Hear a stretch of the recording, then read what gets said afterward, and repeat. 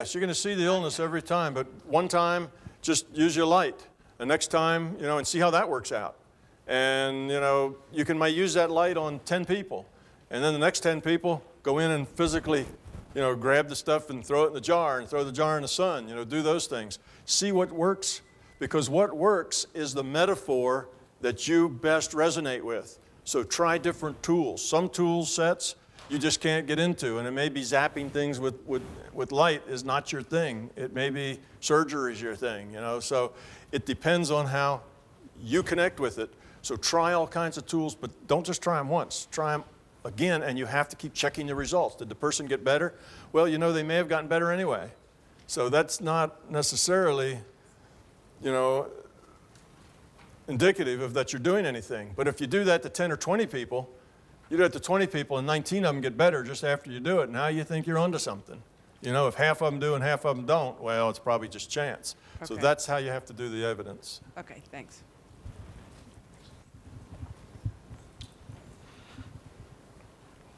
You said a thing that indeed I've tried to emphasize a lot with different people, and I'm afraid they didn't understand it.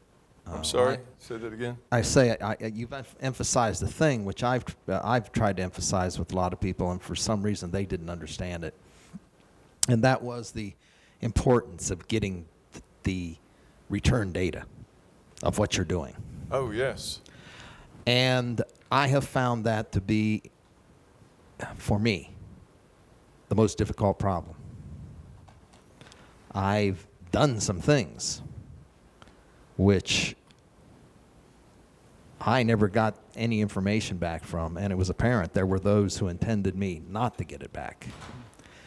And the things weren't necessarily specifically set up in a protocol. They were things I did spontaneously.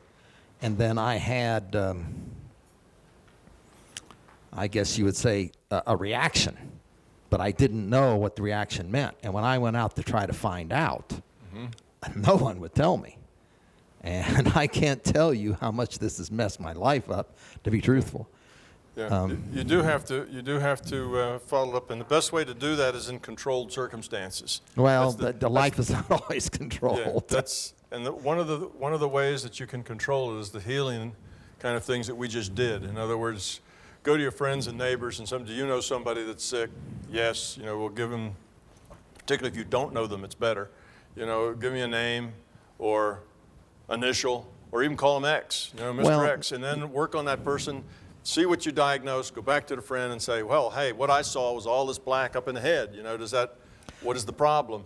And you just that's a controlled circumstance, so you'll always get feedback on that. The things that are uncontrolled, sometimes you get feedback, sometimes you don't. Yeah. Yeah, it's inconsistent, so you kind of, you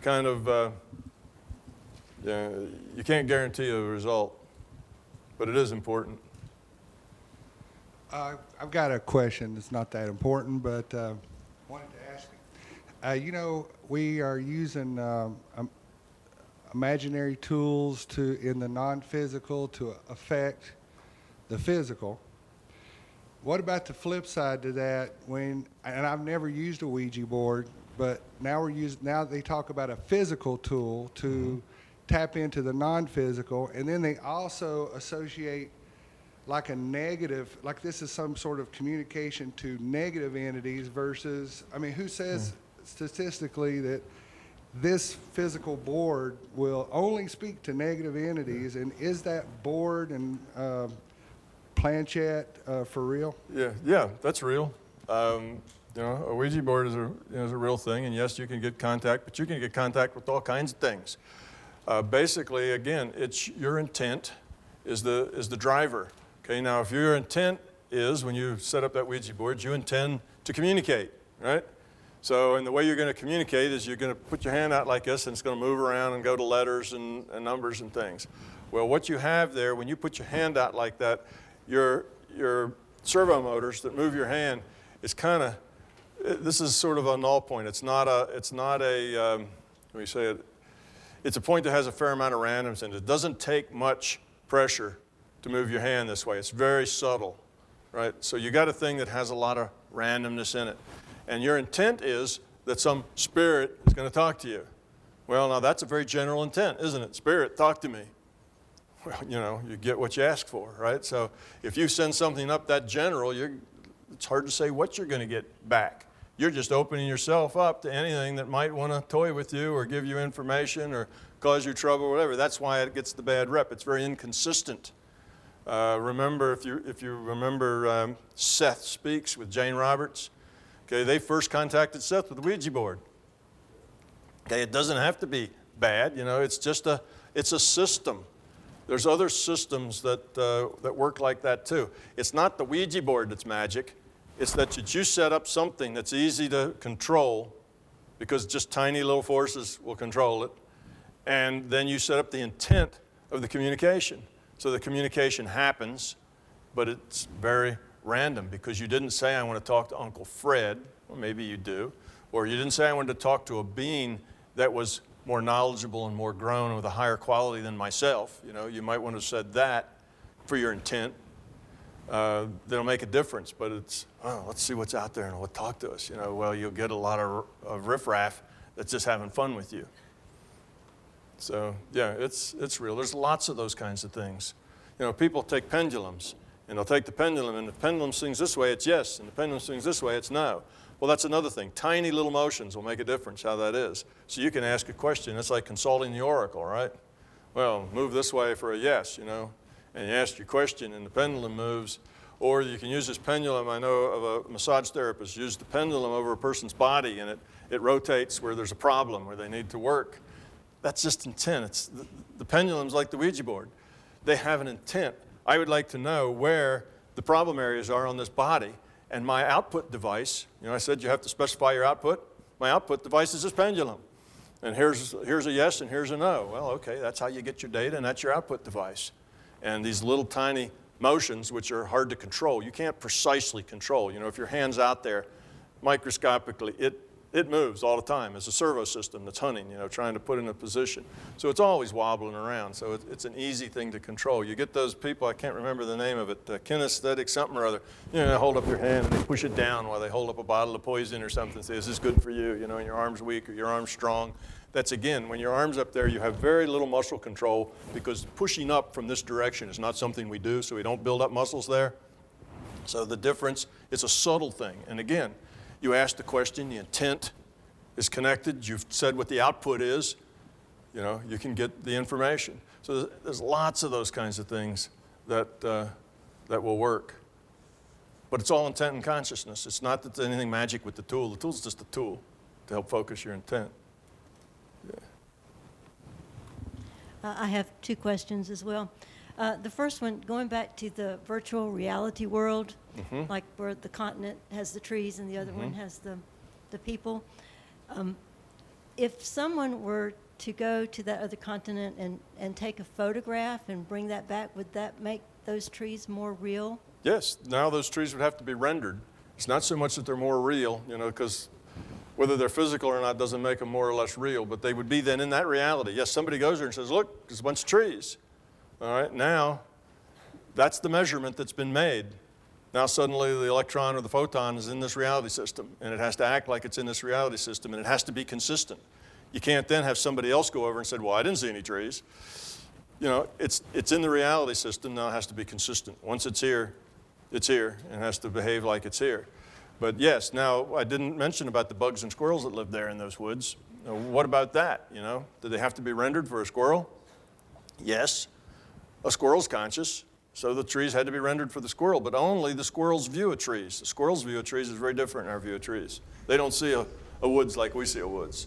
So it only would have to be rendered to a squirrel's eyes view, you know, to a squirrel's conscious view of trees. And it would render it just that much, and it wouldn't render it anymore. Once the guy goes and sees it, and yeah, he takes his picture and whatever, he doesn't even have to take a picture.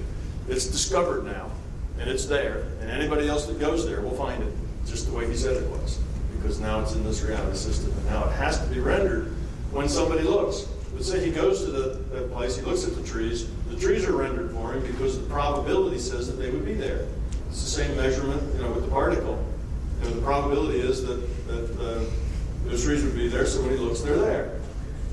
Now, he leaves, and he goes back. He says, hey, there are a bunch of trees there. Does the system have to keep rendering them? No. it stops rendering as soon as he goes away. And he's not looking at it, or they're not rendered.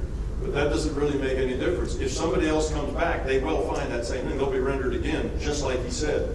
He said, well, they're trees, and they're this kind of tree, and they all have blue leaves, and that's kind of odd, you know. So the next time somebody comes, sure enough, they'll have to have the same color, the same this, the same that, because that's what got brought into this reality. But nothing is rendered. It doesn't have to be. It's just a waste of cycles. You don't render trees. Maybe you render them for the squirrels, but you don't render them for the people. Those are people that are look at it. But they have to be rendered just like that the next time somebody comes to look at it. That's what brought them into this reality frame. So that's the way it works. Okay. And then you talked about people that had brain damage, that when they passed over, that they would have their mind back. Would that work the same for people that have Alzheimer's or dementia? Absolutely.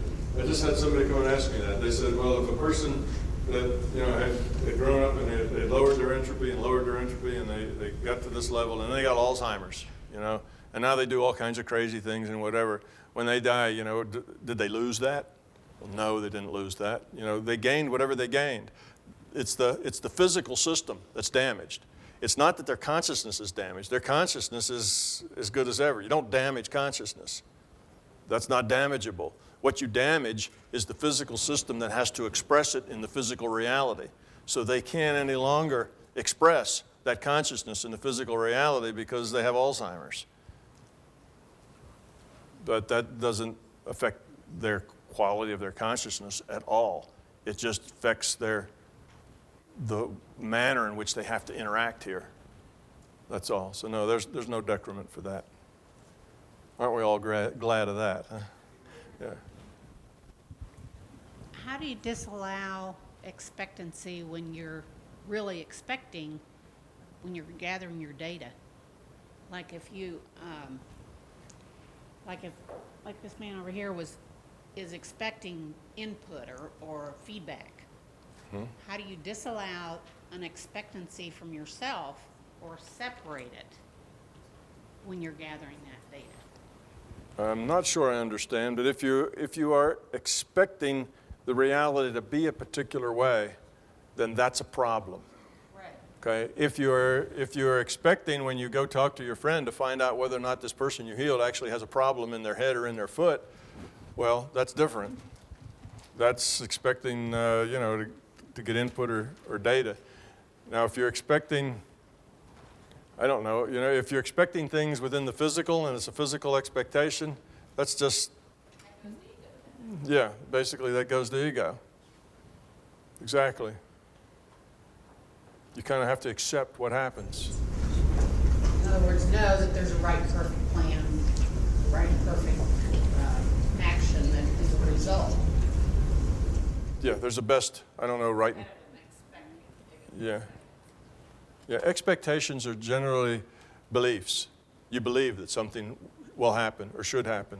And those beliefs will disappoint you. If they don't come out the way you expect them, then you're terribly disappointed. Rarely is somebody disappointed who has no expectations. So the expectation, that belief then leads to something negative, which is a disappointment. And that's why the expectation is kind of tied to the ego. The expectation is tied to I want it this way. And if it doesn't happen that way, then it's a problem. Better not to have that expectation and just go and see what happens. Accept it and figure you'll make the best of whatever it is. If that doesn't work out, you'll do something else. Yeah. Just building on the question of this lady about the trees, the first question she asked, does it mean that the first observer defines the reality for the following observers?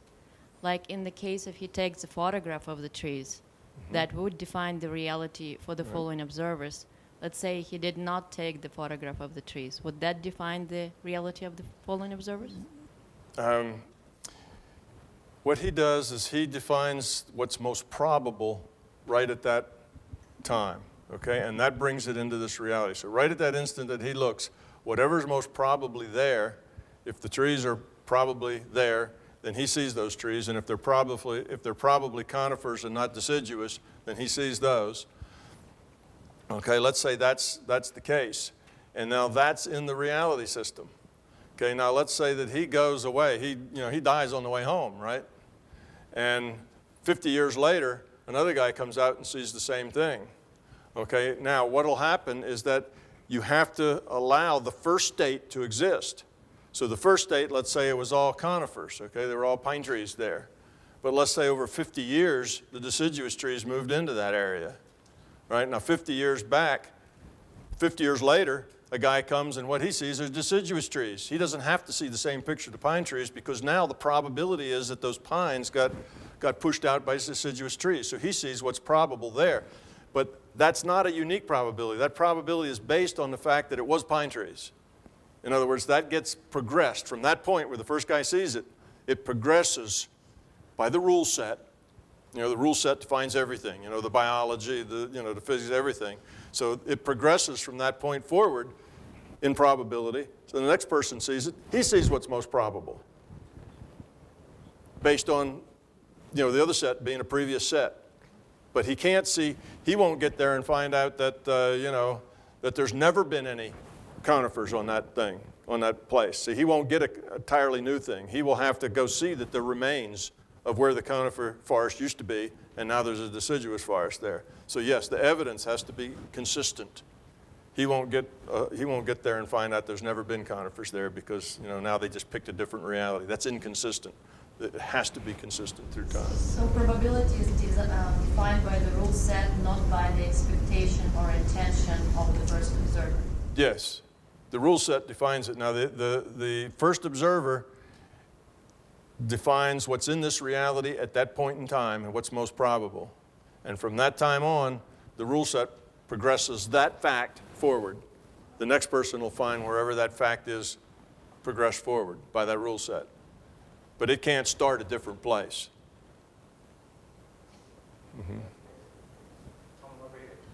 Tony has a question.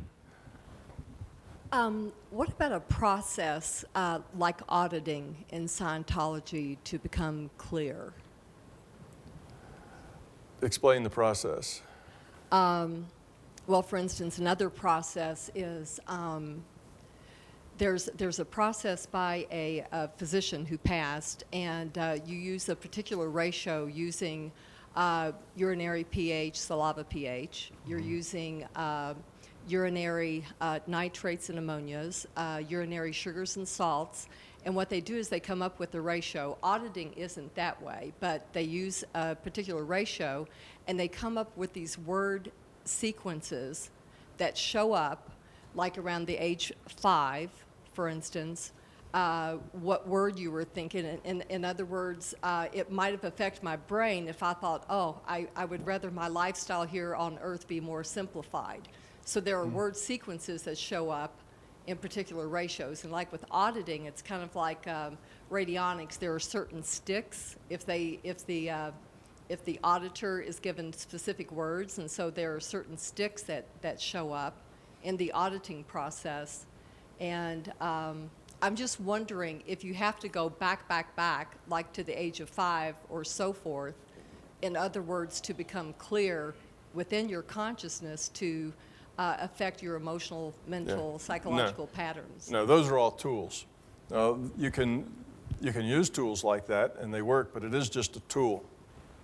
You can use different tools. If in your mind, this is a viable tool and it works, just like using this energy bar is a viable tool and it works. In your mind, if you think that if you go back to 5 and work out all the problems you had at 5, that's going to cure the things you have now, then if that's a belief of yours, that belief then allows you to process the things you need to process to cure the things that ail you. But there could be a different process that would allow you to do that. In other words, that then becomes a tool for you to do what you have to do. But what you're doing is healing those things with your intent. You're outgrowing them. You're growing them up. And if that particular tool of regression suits you, then that's a tool that you can work with. So the tool itself is not that important. That's why there's so many different tools and they all work some of the time with some people. That's because some people connect to different tools at different times. So yes, they can be an effective tool. No, the tool's not the magic thing. It says you don't have to go back and fix that problem. You can fix that problem right now. It's just your consciousness. You know, if you grow up and change, if you can change yourself, then you can just fix that problem in the next 5 minutes. But most of us don't have that ability because we don't have that much control and we just can't fix things like that. So we need ways that kind of give us permission and help us focus on doing that. And regression is one of them. Hypnosis is another one. You know, how to, you know, there's a lot of things, like the Ouija board we're talking about. There's a lot of processes that basically just are mirroring intent. You know, when somebody, if you ever read the I Ching, right, and you drop the sticks and you see where they fall and you make the hexagrams and you read, well, that's another random process. So it's a random process how those sticks fall. It's not that hard to manipulate. If that's your way of getting information, you can work that too. If somebody's from the non-physical is trying to get you information, they can use that tool. You know, that becomes their output, just like the Ouija board. Or, you know, you're reading tarot cards, right? It's the same thing. It's random. You shuffle them up, you lay them out there, and then you have to interpret them. Well, that interpretation has to do with your intent and the person that you're doing, you know, the client's intent, you know, if you're doing that. Both of your intents together connect with the, you know, the consciousness system and the data and the probable realities, and out it comes, and that's just a tool they're using to make that connection. So there's lots of things like that that use processes, and all those processes is tools for focusing intent. It's really, the only active ingredient here is consciousness, you know, and intent moves consciousness. Reality, the fundamental reality is consciousness. All the rest of these things are just ways of focusing. Okay, Tom, we're going to take just 2 more questions. This young lady has a question, and the gentleman down the front here. I was wondering if you'd be willing to share some of your NPMR experiences. I get that a lot. And mostly my answer is no, and my reason is I don't think it's helpful. I think it's very entertaining, and I think maybe like the drugs, it can open some people's eyes to, wow, you know, that's possible. But basically, it also gives you expectations. When you start to, you know, that's the problem with Bob's book. You know, Bob's book is a wonderful book, and it made a lot of people realize that there was a larger reality, and for that it was a wonderful gift. On the other hand, there's all these people going, trying to get out of body, you know, because they're trapped into Bob's experience. And when you tell people stories, basically it's entertaining, and they get the story, but it doesn't help them grow up any. And it hinders them in their own exploration because now they start interpreting things. You know, like all the guys had the light cord in their back. Well, how did that get passed around?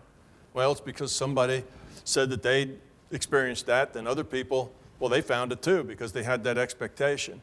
So that's the, you know, that's the problem with it. It sets up expectations that then will get in everybody's way. But it's my birthday today, and I want Girl trick, girl trick. Tell them the whale story with Eric. Well, that's not really so much of an experience. It was one time that when my son was little, when he was 4 and 5 years old, I would come by and pick him up out of his bed, and we would go out of body together, because at that age, out of body is natural.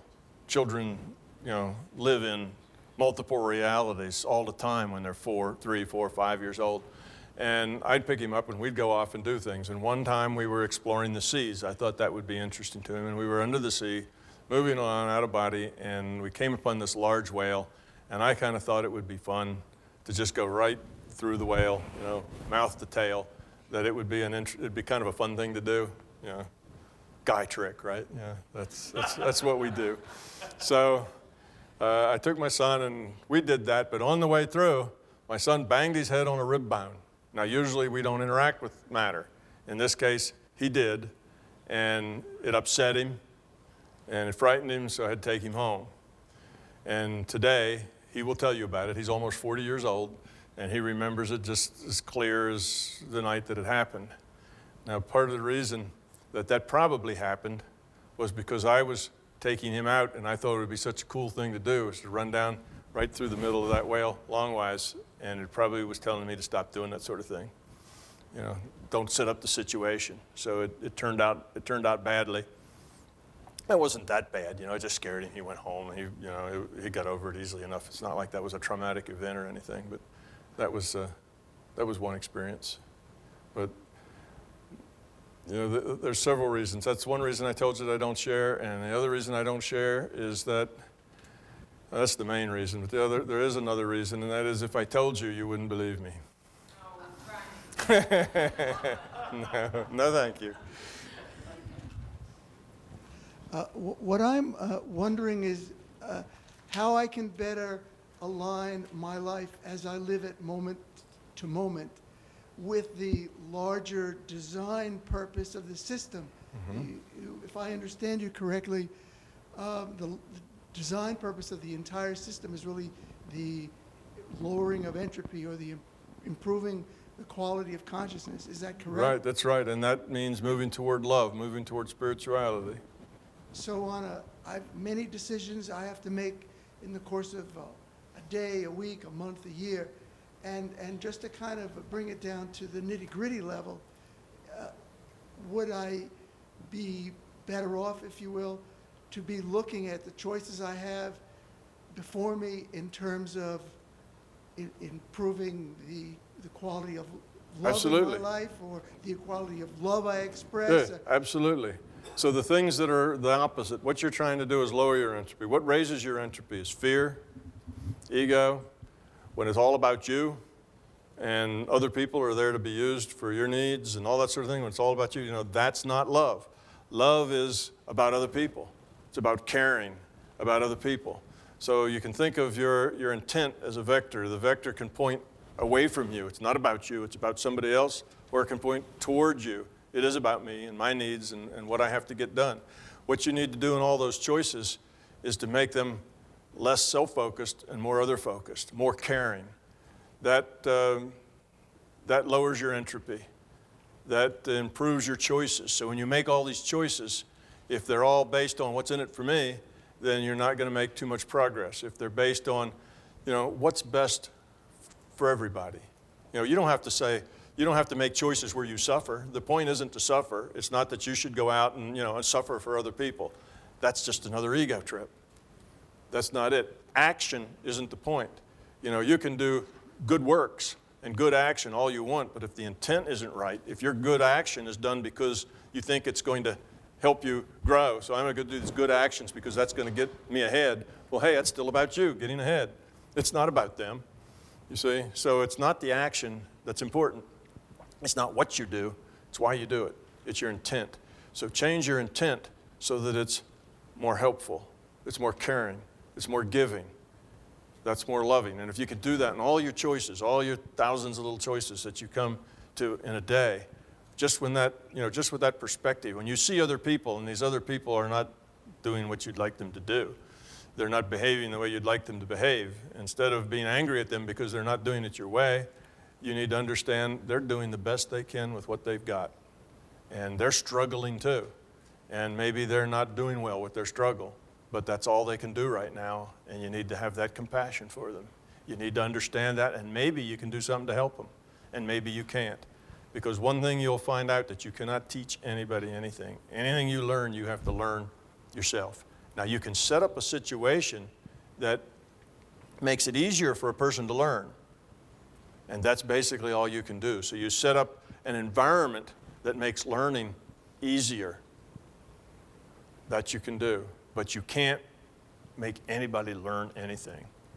Everybody has to learn on their own. You know, that's why it's an individual thing. So, yeah, those are the things that you should do. And if you do that, your life will begin to change. You know, things will happen. And if you're interested in this sort of, you know, other reality stuff, that will start to happen too as you're ready and you lose fear. Most people walk around completely dominated by fear. That's just normal in our society. They're afraid of everything. They're afraid that they're incompetent or they're not satisfactory or that they're not, you know, what is it? It's not so much incompetent, but they're afraid that they're inadequate. You know, that's particularly a female fear. You know, they're afraid that they're not cutting the mustard, that they can't do the job or whatever the job is. Now, the job, I don't mean necessarily work, but whether it's taking care of their children or taking care of their house or, you know, working as an aide in the hospital or whatever, volunteer, whatever it is, they just don't feel like they're doing enough, or they have all this fear. And people have fear about not being lovable. Why would anybody care about me, you know, or not being attractive, or not being this or that? We all have all this fear. We have fear about getting the wrong answers. So I tried to tell you, you know, this is not a graded test. Because if I said, you know, we're going to take all this up and we're going to see who of you got the right answers and who didn't, that would have had a huge effect on the results. A lot of people would have choked then, because they know that somebody's going to say, well, what did you get? You know, did you get it right? You know, and you'd have to stand up and confess that you didn't. You know, well, that's not, you know, that bottles people up, and now they can't react. Fear is the number one thing, and fear actually is what creates ego. Ego is generated out of fear. Ego is a reaction to fear. The ego is the salve we try to use to make the fear feel better. So we fear that we're inadequate, and the ego struts around to demonstrate that it is not. See, it's the covering of the fear. Or the ego runs in and hides because it knows that it is. Either way. So yeah, just do everything you can in all the little decisions that you have. That will make a big difference. Okay, Keith, is that it? Keith's got the mic. Tom, you're done. I'm done. Ladies and gentlemen, Thomas Campbell.